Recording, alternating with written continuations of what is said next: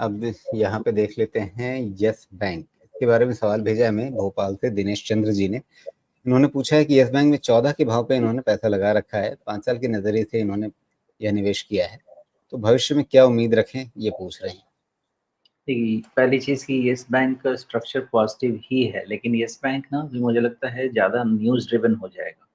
2 तरीके के न्यूज़ इसमें देखे जा रहे हैं। पहला ये कि जो एक्जिस्टिंग इन्वेस्टर्स हैं, वो अब एग्ज़िट लेना चाह रहे हैं, प्लस कई जगह से ये भी न्यूज़ सुनने को मिल रहा है कि ये एक्विजिशन कैंडिडेट बनेगा। कौन आके खरीदेगा नहीं पता।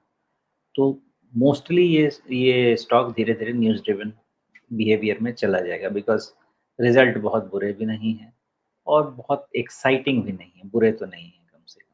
यानी प्राइस सपोर्ट इसको मिल जाना चाहिए और मुझे लगता है कि ₹20 जो है ना, इसका भी एक अच्छा डिफाइंड बॉटम बन जाना चाहिए, unless banking index index itself में प्रॉब्लम है। अदरवाइज़ अब ₹20 इसका डिफाइंड सपोर्ट रहना चाहिए और यही कंसोलिडेशन इसका 20 नीचे और ऊपर में 30-33 के रेंज में ये कंसोलिडेशन में इसको चलना चाहिए। बाकी जैसे इसमें न्यूज़ डेवलपमेंट होगा वैसा-वैसा इसमें मूवमेंट होगा। जी। रिसेंटली ये अपने 200 डे मूविंग एवरेज को थोड़ा-सा सम्मान देते हुए चल रहा है। तो क्या जब तक 200 डे मूविंग एवरेज या उसके आसपास ही है, थोड़ा एकदम ताज़ा-ताज़ा जो बॉट एक छोटा-सा स्विंग लो दिख रहा है 8 जून वाला, सॉरी 6 अगस्त वाला, तो क्या इस पे नज़र रखी जा सकती है 23 के आसपास? ये ट्रेड का कैंडिडेट है नहीं मेरे हिसाब से। अगर ट्रेड के हिसाब से देखना है तब तो वही रखना पड़ेगा ₹23 का।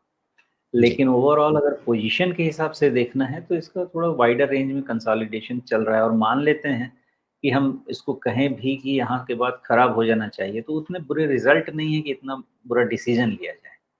वो तभी होगा जब निफ्टी बैंक 48,000 वाला, हाँ, 48,000 वाले जो प्रॉब्लम है, उसके नीचे में अगर ब्रेकडाउन हो गया तो।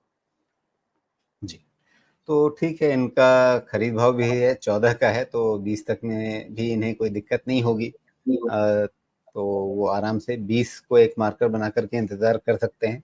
5 साल अगर ये देखना चाहते हैं तो 5 साल में हो सकता है कि बहुत कुछ इसके अंदर अ, डेवलपमेंट्स हों, कुछ न कुछ कहानियाँ बनें, तो उसका एक फ़ायदा मिल सकता है।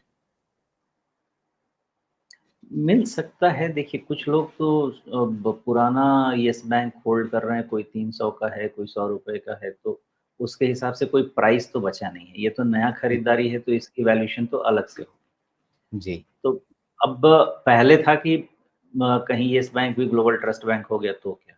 तो वैसा तो कुछ हुआ नहीं, इसको तो सँभाल लिया गया। तब जब ये चीज़ सँभल चुकी है, तो हो सकता है इसका किसी दिन कुछ भला हो जाए।